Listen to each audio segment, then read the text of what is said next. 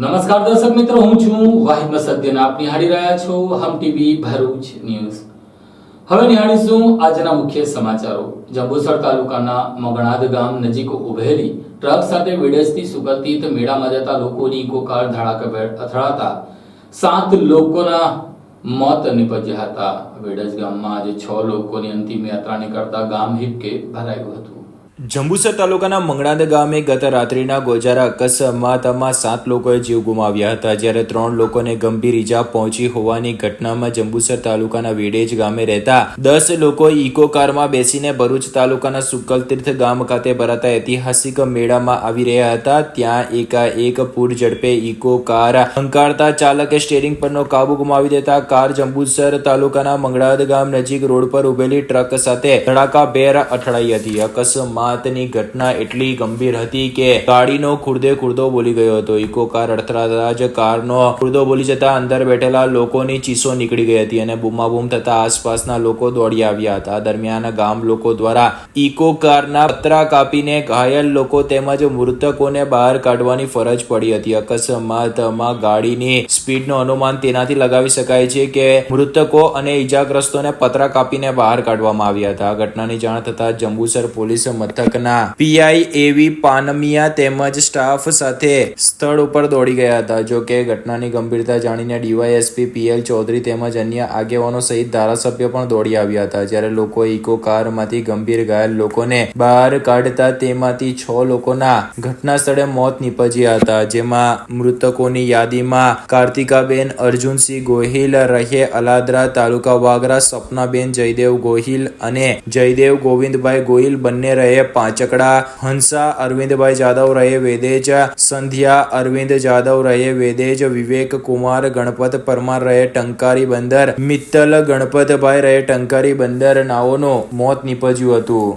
જો કે રાત્રિ દરમિયાન મિત્તલ ગણપતભાઈને સારવાર અર્થે ખસેડવામાં આવ્યા હતા, જ્યાં સારવાર દરમિયાન તેમનું મોત નીપજ્યું હતું. જો કે આ અકસ્માતની કરુણ ઘટનામાં નિધિ ગણપત રહે ટંકારી બંદર, ગણપત રમેશભાઈ રહે ટંકારી બંદર અને અરવિંદ રૈજીભાઈ રહે વેડેજ નાઓને પણ ગંભીર ઈજા પહોંચતા તેઓ હાલ સારવાર હેઠળ છે. જો કે રાત્રિ દરમિયાન બનેલી ગોજારી અકસ્માતની ઘટનામાં આજે વેડેજ ગામે એક જ સાથે 6 લોકોની અંતિમ યાત્રા નીકળતા સમગ્ર ગામ હિબકે ચડ્યું હતું. જ્યારે આજે ધારાસભ્ય ડીકે સ્વામી, પ્રાંત અધિકારી ડીવાયએસપી સહિત રાજકીય આગેવાનોએ મૃતકોને શ્રદ્ધા સુમન અર્પણ કરી પરિવારને સાંત્વના પાઠવી હતી. જ્યારે આજે અકસ્માતની ઘટનાને લઈને જંબુસર પંથકમાં ઘેરા શોકની લાગણી વ્યાપી જવા પામી હતી. અંકલેશ્વર નજીક હાઈવે ઉપર સતત ત્રીજા દિવસે પણ ટ્રાફિક જામને લઈને કલાકો સુધી ચક્કાજામ સર્જાયો હતો, જેને લઈને વાહન ચાલકો અકળાયા હતા.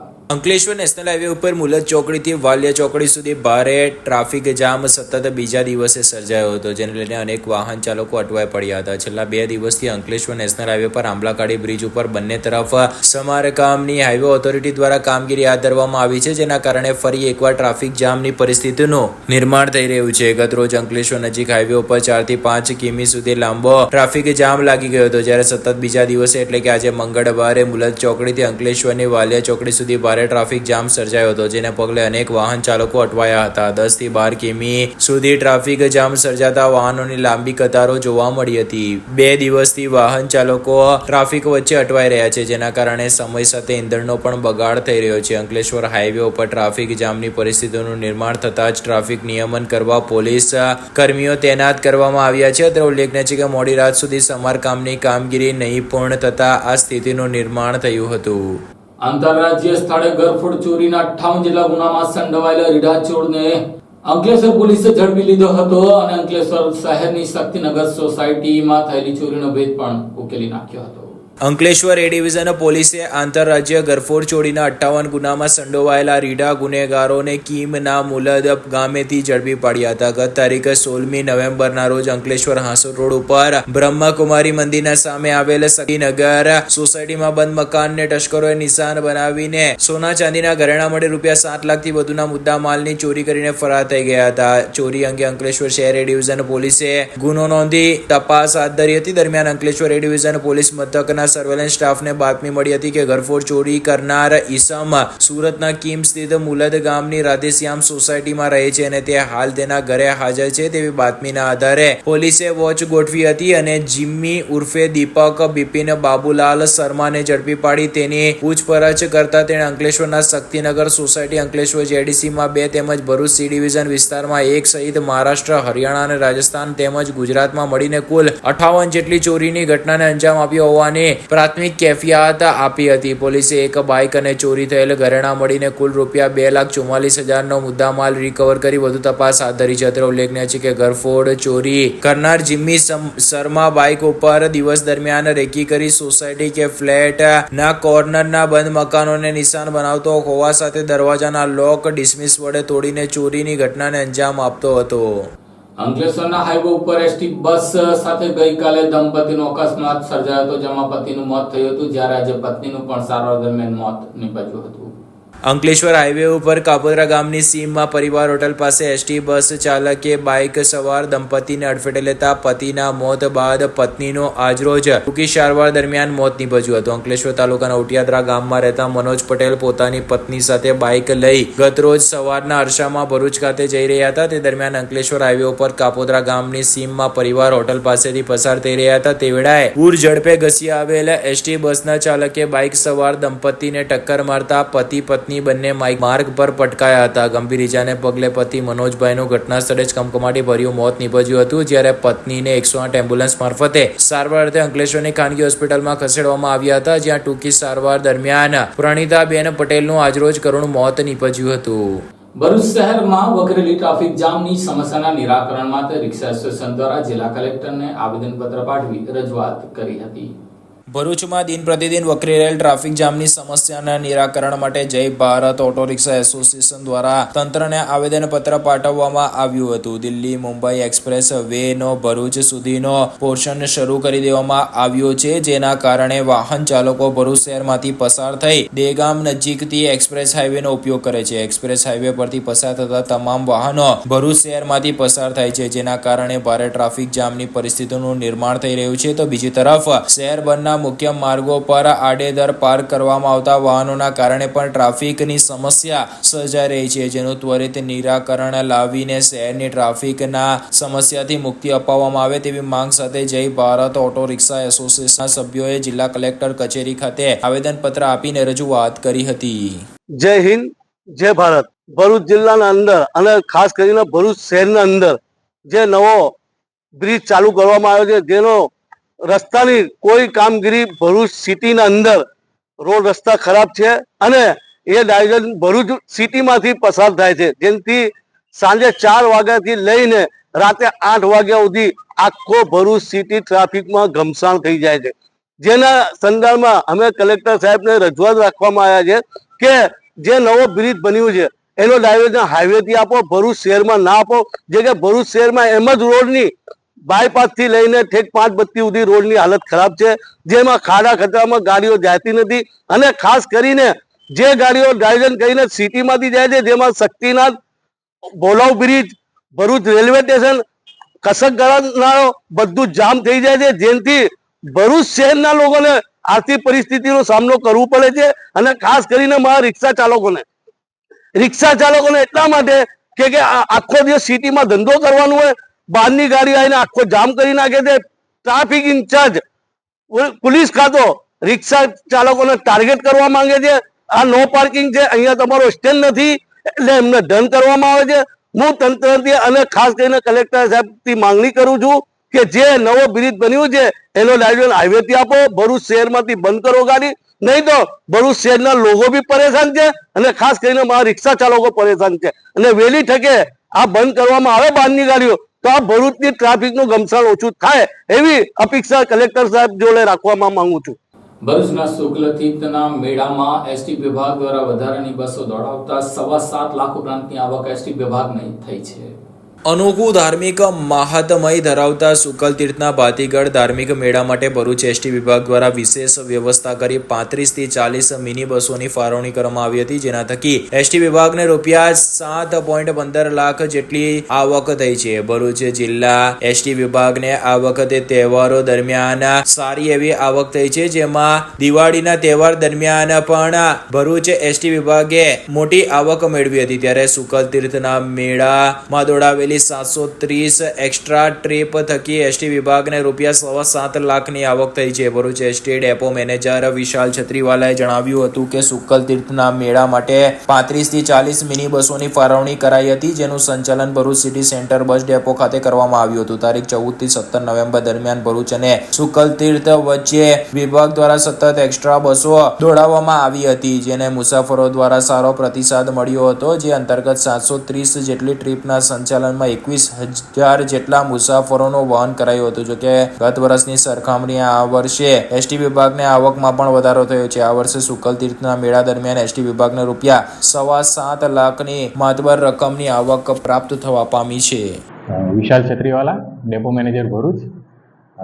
ચાલુ વર્ષે કાર્તિક પૂર્ણિમાના મેળાને ધ્યાને લઈ ભરૂચ વિભાગ ભરૂચ ડેપો દ્વારા એક્સ્ટ્રા સંચાલનનું આયોજન હાથ ધરવામાં આવેલ હતું, જેમાં મુસાફરો દ્વારા ખૂબ સારો પ્રતિસાદ મળવા પામેલ છે.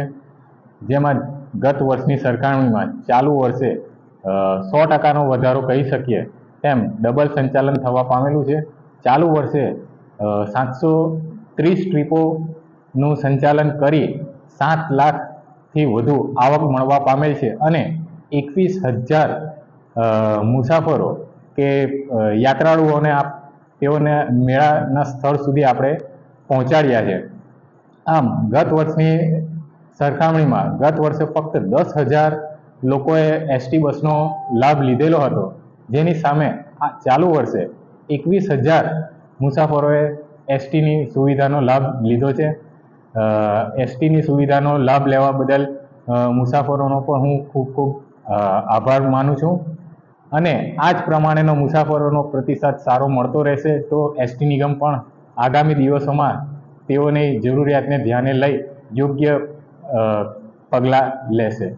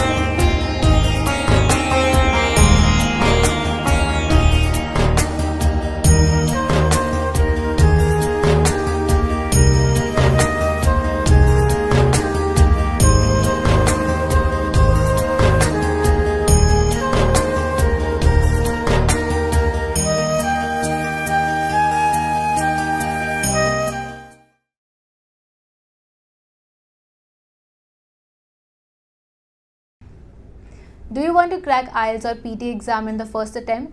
Do you face problems in vocabulary learning? Are you not able to find the right location of answers in reading module? And you also face problems in writing and speaking module? Then join English Labs Powered Center, which is working for 26 years in the field of IELTS and spoken English. On joining English Labs Center, you will get a unique course kit, AI-based mobile app, and through our techniques, more than 1,000 students have cleared their IELTS exams in the first attempt. So what are you guys waiting for? Click on the given link and book your demo now.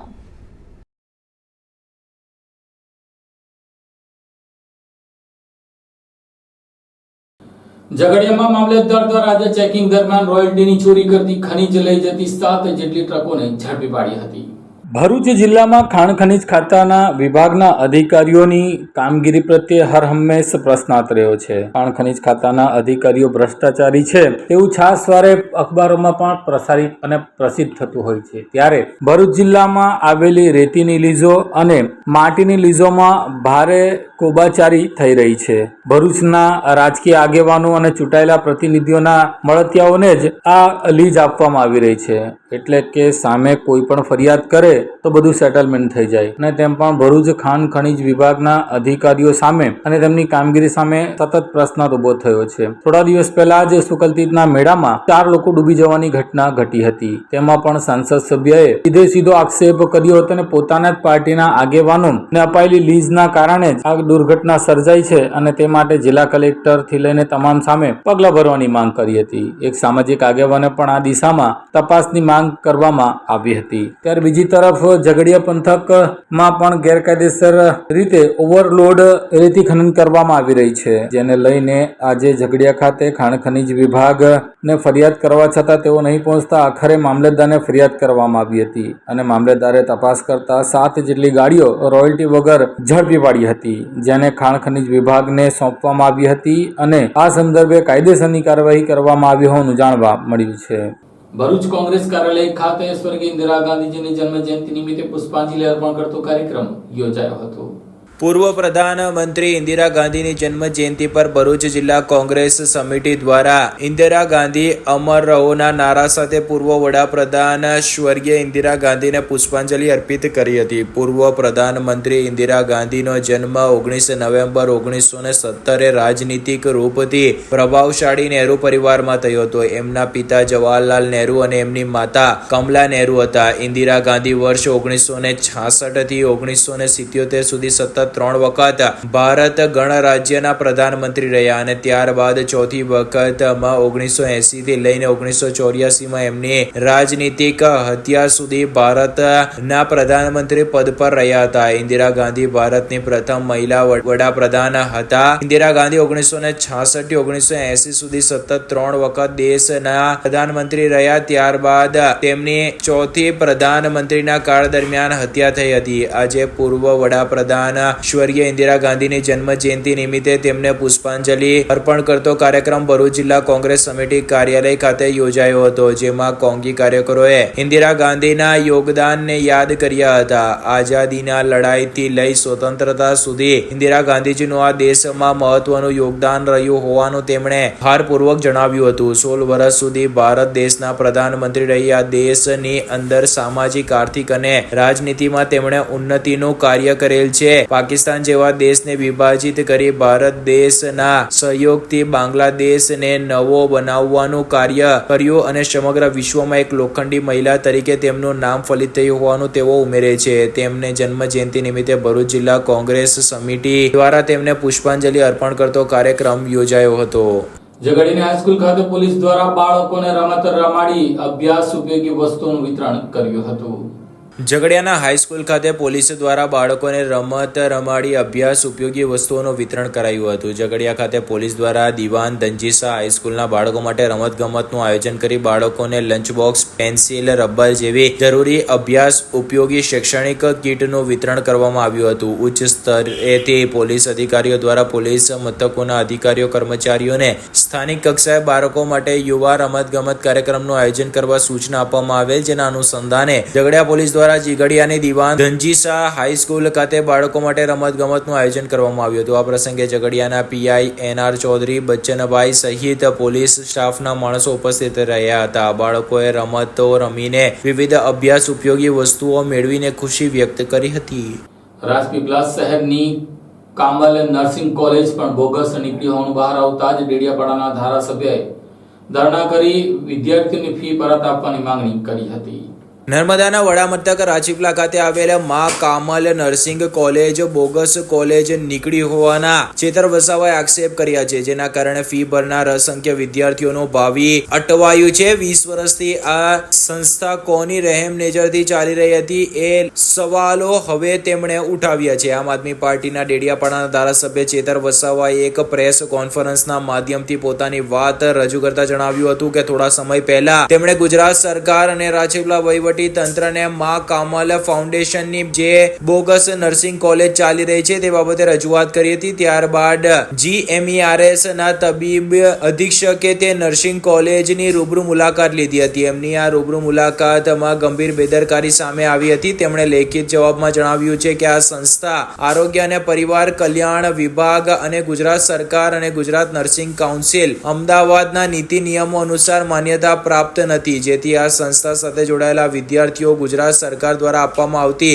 Staff નર્સની ભરતી માટે અમાન્ય છે. તેમજ અહીંના વિદ્યાર્થીઓ scholarship માટે પણ પાત્રતા ધરાવતા નથી તથા વિદ્યાર્થીઓ ખાનગી સંસ્થામાં સ્ટાફ નર્સ તરીકે પણ ફરજ બજાવવા માટે યોગ્યતા ધરાવતા નથી. કોઈ પણ પ્રકારની સરકારની પરવાનગી લીધા વગર છેલ્લા 20 વર્ષથી આ સંસ્થા ચાલી રહી છે. ત્યારે સવાલ એ છે કે કોની રહેમ નજર હેઠળ આ બોગસ કોલેજ ચાલી રહી છે. ધારાસભ્ય પાસે 150 થી વધારે વિદ્યાર્થીઓ આવ્યા છે, જેઓને ઓરિજિનલ ડોક્યુમેન્ટ આ કોલેજમાં જમા છે. આ વિદ્યાર્થીઓની રૂપિયા 2,97,000 જેટલી ફીસ પણ કોલેજમાં જમા છે. તેમ છતાં કોઈ પણ યુનિવર્સિટી કે કોલેજમાં આ વિદ્યાર્થીઓને પરીક્ષા આપવા માટે બેસવા દેવામાં આવતા નથી. હવે પરિસ્થિતિ એવી છે કે આ વિદ્યાર્થીઓના 3 વર્ષ તો બગડી ગયા છે. આ સિવાય તેઓના સ્કોલરશિપ પણ નહીં મળે અને સૌથી ગંભીર બાબત એ છે કે આ વિદ્યાર્થીઓને સરકારી ભરતીઓમાં પણ લાભ નહીં મળે. ગુરુવારે કલેક્ટર કચેરી ખાતે ધારાસભ્ય ચેતર વસાવા ધરણા પર બેસવાની ચીમકી આપી છે. ધારાસભ્ય જણાવ્યા અનુસાર બીજી બાજુ કેટલાક નેતાઓ આ બોગસ કોલેજને બચાવવા માટે ષડયંત્ર રચી રહ્યા છે. તેમણે કલેક્ટર અને DDOને મળવા જઈશું અને સવાલ પૂછીશું કે શા માટે આટલા દિવસો સુધી આ કોલેજ પર કાર્યવાહી કરવામાં નથી આવી તેમ ઉમેર્યું હતું. જો તંત્ર દ્વારા યોગ્ય કાર્યવાહી નહીં કરવામાં આવે અને વિદ્યાર્થીઓને તેમના અસલ અર્થાત ઓરિજિનલ ડોક્યુમેન્ટ અને લાખોની ફીસ પાછી નહીં મળે તો તેઓ ધરણા પર બેસે તેવી ચીમકી ઉચ્ચારી હતી. ગુજરાત સરકારની કોઈ પણ એમના સત્તાવાર કુબેર ડિંડોરજી કેબિનેટ મંત્રીશ્રીએ પણ સત્તાવાર પ્રેસ મીડિયા સમક્ષ જાહેરાત કરી કે આવી આ બોગસ સંસ્થાઓને અમે ક્યારે ચલાવ્યાની લીધે એમના પર કડક કાર્યવાહી થશે. આજે નર્મદા જિલ્લા વહીવટી તંત્ર અને ગુજરાત સરકારે પણ આ સંસ્થા બોગસ ચાલતી હોય એનો મને પત્ર વ્યવહારથી જાણ કરવામાં આવી છે. છતાં આજે કાર્યવાહી કેમ નથી થતી? અમારા બાળકોનું કેરિયર બગડી ગયું, 3 વર્ષ બગડી ગયા અને 3 લાખ રૂપિયા ફી લઈ લીધી, સ્કોલરશીપ પણ નથી મળી અને નોકરી પણ નથી મળવાની. તો સવાલ એ ઉભો થાય છે કે આ વિદ્યાર્થીઓ જે 7,000 એમણે કીધું કે અમે 7,000 વિદ્યાર્થીઓને અમે અહીંથી 12 નોકરીઓ પર લગાડેલા છે. અહીંયા નથી તો કોઈ તાલીમના સાધનો, પ્રેક્ટિકલના સાધનો, નથી તો કોઈ પ્રોફેસર કે નથી કોઈ કોચિંગ ક્લાસો. તો આવા સ્ટાફ નર્સો બનીને શું કરશે? એ જીવનો જોખમ જ છે ને દર્દીઓને. પછી એટલા માટે આમાં ગંભીરતા લેવામાં આવે અને આ સંસ્થાએ જે પણ કૌભાંડો ગેરરીતિઓ કરી છે આદિવાસી વિદ્યાર્થીઓ સાથે એમાં ન્યાય આપે એવી અમે માંગ કરીએ છીએ. અને ગુજરાતમાં આવી કેટલી સંસ્થાઓ ચાલે છે. છોટાઉદેપુરમાં ક્રિષ્ના ઇન્સ્ટિટ્યૂટ, અંકલેશ્વરમાં નર્મદા ઇન્સ્ટિટ્યૂટ, આવી કેટલી સંસ્થાઓ ચાલે છે. તો સરકાર કેમ તપાસ નથી કરાવતી? કેમ ખાનગી રીતે આવી રીતના ચાલે છે? એમને કોની રહેમ નજર હેઠળ આ બધું ચાલે છે? કોના આશીર્વાદ છે? એટલા માટે આદિવાસી વિસ્તારોમાં જેટલી પણ સંસ્થાઓ ચાલશે બધે જ અમે આંદોલન કરીશું. શરૂઆત અમે ગુરુવારે અમારી નર્મદા જિલ્લાની જે મા કમલમ નર્સિંગ કોર્સ ચલાવનારી સંસ્થા છે, બોગસ કોલેજ છે, એની સામે અમે ગુરુવારે ધરણા કરવાના છે. કલેક્ટર કચેરી અમે બેહીન ધરણા કરવાના છે. સર, રાજપીપળામાં બીજી પણ અન્ય નર્સિંગ કોલેજો થોડાક સમયમાં ખુલી ગયેલી છે, એની પણ તપાસ થાય એની તમે માંગણી કરશો? બિલકુલ માંગણી કરીશું. આદિવાસી વિસ્તારોમાં આવી બોગસ કોલેજોનો રાફડો ફાટી નીકળ્યો છે, જેના કારણે અમારા વિદ્યાર્થીઓનું ભાવિ અંધકારમય થઈ ગયું છે. એમના માતા પિતા કાળી મજૂરી કરે, ખેતી કરે અને બાળકોને ભણાવી ગણાવીને વ્યાજે પૈસા લઈને 3 લાખ રૂપિયા ફી ભરે છે. અને ફી ભર્યા બાદ પણ એક્ઝામ આપવા માટે બહારની યુનિવર્સિટીઓમાં બેસવા દેવામાં નથી આવતું. કોની રહેમ નજરથી આટલા આદિવાસી વિસ્તારોમાં આવું ચાલે છે? એટલા માટે અમે ધારાસભ્ય તરીકે પણ તપાસની માંગ કરીએ છીએ. 10 દિવસ થઈ ગયા, પોલીસ તંત્રનું કે વહીવટી તંત્રનું પેટનું પાણી નથી હલતું. કુબેર ડિંડોરજી મંત્રીએ કીધું કે આમાં તપાસ કરાવો, કાયદેસરની કાર્યવાહી કરો, છતાં આ પ્રજાનું પ્રશાસનનું પેટનું પાણી નથી હલતું. તો અમે ધારાસભ્ય તરીકે આ વિદ્યાર્થીઓને ન્યાય માટે ગુરુવારે કલેક્ટર કચેરી ખાતે ધરણા પર બેસવાના છે. સર, આ સંસ્થાના જે વડા છે અનિકેત ગોહિલ એવું કહે છે કે અમારી સંસ્થા માન્યતા છે અને જ્યારે પણ અમારી પાસે પુરાવા માંગવામાં આવશે અમે તે રજૂ કરીશું. ને ચેતરભાઈ વસાવા હલકી પસંદગી મેળવવા માટે આ કામ કરી રહ્યા છે એવું બી જણાવે છે. આ કોઈ રાજનીતિ નથી, આ અમારા સમાજના વિદ્યાર્થીઓના ભવિષ્યનો સવાલ છે. કાળી મજૂરી કરીને 3-3 લાખ રૂપિયા ફી ભર્યા છે અને સરકાર કહે છે કે આ બોગસ સંસ્થા છે, અમારું પરવાનગી આપણે લીધી નથી અને જે પણ વિદ્યાર્થીઓ અહીંયા ભણતા હશે એમને અમે સ્કોલરશીપ નહીં આપીએ, એમને સરકારી નોકરીમાં પણ એમની લાયકાત પાત્રતા ધરાવતી નથી. તો આનાથી વિશેષ શું જોઈએ છે? આ કોઈ રાજનીતિ નથી. જે પણ એને સ્ટેટમેન્ટ આપ્યું હશે એ એમનો વિષય છે. અમારે તો અમારા વિદ્યાર્થીઓના જે ડોક્યુમેન્ટો ઓરિજિનલ એમની પાસે છે એ ડોક્યુમેન્ટ અમારે લેવાના છે અને 3-3 લાખ રૂપિયા જે ફી એમણે લીધી છે તે અમારે રિટર્ન લેવાની છે. અને વિદ્યાર્થીઓના 3 વર્ષ કેરિયર બનાવવાના અમૂલ્ય 3 વર્ષ એ ભાઈએ બગાડ્યા છે. તો આટલી બધી બેદરકારી અમારા વિદ્યાર્થીઓ સાથે થાય તો રાજનીતિ તો સાઈડ પર રહેશે, પણ એ ભાઈને અમે પછી છોડીશું નહીં. સરકાર કાર્યવાહી નહીં કરશે. ગુરુવારે અમે આવીએ છીએ. જો સરકાર કાર્યવાહી નહીં થશે તો પછી જોવાઈ જશે. ભરૂચના સાંસદ મનસુખભાઈ વસાવાએ મુખ્યમંત્રીને પત્ર લખી મનરેગાના કામોમાં અધિકારીઓ અને નેતાઓની મિલીભગતથી કામોની ગુણવત્તા જળવાતો ન હોવાનો આક્ષેપ કર્યો છે. ભરૂચના સાંસદ મનસુખભાઈ વસાવાએ ફરી એકવાર ગુજરાત રાજ્યના મુખ્યમંત્રીને પત્ર લખીને કેટલાક નેતાઓ અને અધિકારીઓ પ્રજાની સેવા કરવાના બદલે કોન્ટ્રાક્ટના કામોમાં રસ લે છે, જેથી કામની ગુણવત્તા જળવાતી નથી તેવા સીધી અને આડકતરી રીતે આક્ષેપો કર્યા છે. મનરેગામાં નેતા અધિકારીઓની મિલીભગતના કારણે તેમના ચહિતાઓને જ કામ મળી રહ્યું હોવાના તેમણે કટાક્ષપૂર્વક આક્ષેપો કર્યા છે. જોકે તેના પ્રત્યુત્તરમાં ચેતર વસાવાએ પણ સાંસદ ની આ વાતને ટેકો આપ્યો છે, પરંતુ સાંસદનું 7 ટર્મથી ચૂંટાઈને આવતા હોવા છતાં અધિકારીઓ સાંભળતા ન હોવાનો ચેતર વસાવાએ આક્ષેપ કરતા ઉમેર્યું હતું. નર્મદા જિલ્લામાં સહિત રાજ્યમાં અનેક જિલ્લાઓમાં ચાલુ વર્ષે વર્ષ 2024-25 માટે મનરેગા યોજનામાં અલગ અલગ કામો માટે ટેન્ડર પ્રક્રિયા ચાલી રહી છે, જેમાં ટેન્ડરો મગાવવામાં આવ્યા છે, પરંતુ આ ટેન્ડરોને લઈને હાલમાં વિવાદ થઈ રહ્યો છે, કારણ કે ભરૂચના સાંસદ મનસુખ વસાવાએ રાજ્યના મુખ્યમંત્રીને પત્ર લખ્યો છે. તેમાં મનરેગા 2024-25 ટેન્ડર પ્રક્રિયામાં મોડલ ટેન્ડર અને નિયમોમાં ફેરફાર કરવામાં આવ્યો હોવાની સાથે જ માળતિયાઓને આપવાની વાત સામે રોષ વ્યક્ત કર્યો છે. પત્ર લખીને આ બધી બાબત રોકવાની વાત કરી છે. આ સાથે જ સાંસદે કેટલાક ગંભીર આરોપ મૂક્યા છે. આ બાબતે સાંસદે ઉમેર્યું છે કે હાલ નેતાઓ પ્રજાની સેવા કરવાના બદલે કોન્ટ્રાક્ટના કામોમાં વધારે રસ લઈ રહ્યા છે, જેના કારણે કામોમાં પણ ગુણવત્તા જળવાતી નથી અને તેમાં સરકારનું ખરાબ દેખાય છે. મનરેગા કામોમાં તમામ જિલ્લાઓમાં સરકાર દ્વારા આપેલી મોડેલ ટેન્ડર મુજબ ટેન્ડર બહાર પાડેલું છે, પરંતુ કેટલાક જિલ્લાઓમાં નિયમોમાં ફેરફાર કરી છેડા કરીને ટેન્ડર પ્રક્રિયા હાથ ધરી છે, જે ખરેખર ખોટું છે. સક્ષમ અને મનરેગા કામ કરે છે તેવા અનુભવી એજન્સીઓના બદલે નેતાઓની અથવા તો તેમના નજીકોની એજન્સીઓને ટેન્ડર મંજૂર થાય તે મુજબ અધિકારીઓ કામ કરી રહ્યા હોવાના આક્ષેપ કર્યા છે. નર્મદા જિલ્લામાં પણ આવી પરિસ્થિતિ સર્જાઈ રહી હોવાની ફરિયાદ તેમને મળી રહી હોવાનો તેઓ આવેદનપત્રમાં ઉલ્લેખ કરે છે. સાથે જ તેઓ ઉમેરે છે કે તેમણે જાતે તપાસ કરતા વાત સાચી લાગી એટલે અધિકારીઓને વાત કરી છે. મુખ્યમંત્રીને પત્ર લખી જે તે જિલ્લામાં આવા ટેન્ડરો પાસ થાય તે બંધ થવા જોઈએ. આ બાબતની લેખિત રજૂઆત સરકાર તથા જિલ્લાના અધિકારીઓને કરી છે. સાથે જ ગ્રામ વિકાસ મંત્રી રાઘવજી પટેલ અને રાજ્ય કક્ષાના ગ્રામ વિકાસ મંત્રી કુંવરજી હળપતિને પણ પત્ર લખ્યો છે. અત્રે ઉલ્લેખનીય છે કે ખરેખર 3A ફોર્મ મટીરિયલ ખરીદીની BA હોવા જોઈએ અથવા તો મનરેગા હોવા જોઈએ અથવા 3 વર્ષથી મનરેગાના કામ કરેલા હોવા જોઈએ, જેથી કામની ગુણવત્તા જળવાય. કેટલીક એજન્સીઓએ 40-50% નીચા ભાવ ભરેલ છે, મટીરિયલના બજાર ભાવ કરતા ઓછા ભાવ ભર્યા છે. તેમાં કઈ રીતે ગુણવત્તા જળવાશે, જેથી મનરેગામાં ગરીબોને રોજગારી મળે અને કામોમાં ગુણવત્તા જળવાય તે મુજબ પારદર્શક વાળા કામો થાય તે જરૂરી બન્યું હોવાનું તેઓ આવેદનપત્રમાં ઉલ્લેખ કરે છે. જોકે તેમના આ પત્રને લઈને ચેતર વસાવાએ પણ પ્રતિક્રિયા આપી છે. ચેતર વસાવાએ આજે એક પત્રકાર પરિષદમાં કહ્યું હતું કે સાંસદે આ મામલે જે કહ્યું છે તે સાચું છે, પરંતુ તેઓએ બહુ મોડે પત્ર લખ્યો છે. જો કે તેમણે આમ કહેતા કટાક્ષપૂર્વક અભિનંદન પણ પાઠવ્યા હતા અને કહ્યું હતું કે 7 ટર્મથી તેઓ સરકારમાં છે અને સરકારના સાંસદ છે, ત્યારે તેમણે આ બાબતે ધ્યાન આપવું જોઈએ અને અધિકારી રાજ કેટલો હદે વધી ગયો છે કે સાંસદનું પણ સાંભળતા નથી, તેમ તેમણે કટાક્ષપૂર્વક ઉમેર્યું હતું. મનસુખભાઈ વસાવાની વાત સાથે સહમત છું, એમને અભિનંદન આપું છું. પણ મનસુખભાઈ, તમારી સરકાર છે ગુજરાતમાં, તમે અહીંના સાંસદ છો, તો કયા નેતાઓના ઇશારે આ બધું થાય છે એને ખુલ્લા પાડો. અમે તો 23/10 રોજ મુખ્યમંત્રી અને જિલ્લા કલેક્ટરને લખીને આપેલો છે, આ મારો પત્ર છે, કે બહારની એજન્સીઓ મટીરિયલ પૂરું પાડવાના નામે અહીંયા કરોડોના ભ્રષ્ટાચારો કરે છે. એટલે મનસુખભાઈ જે પત્ર લખ્યો છે, મોડે મનસુખભાઈ જાગેલા છે ત્યારે અભિનંદન આપું છું.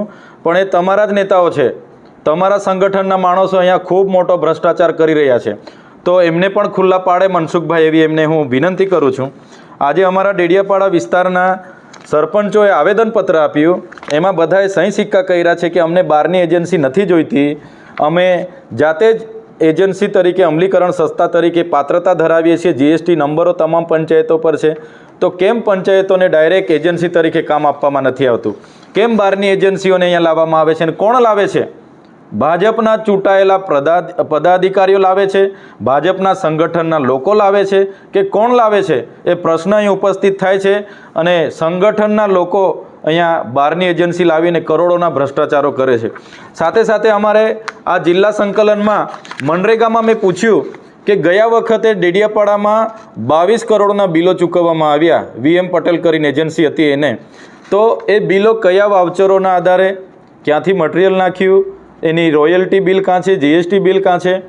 કોઈ વહીવટી તંત્ર પર એના બિલ નથી.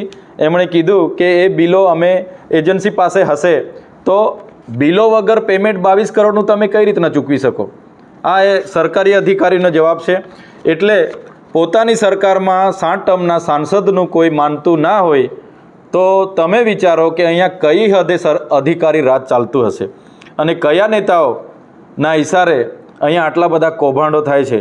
અમે આવનારા દિવસોમાં એ બાબતને લઈને પણ ખૂબ મોટું આંદોલન કરીશું અને કયા નેતાઓ છે એમને પણ અમે ખુલ્લા પાડીશું.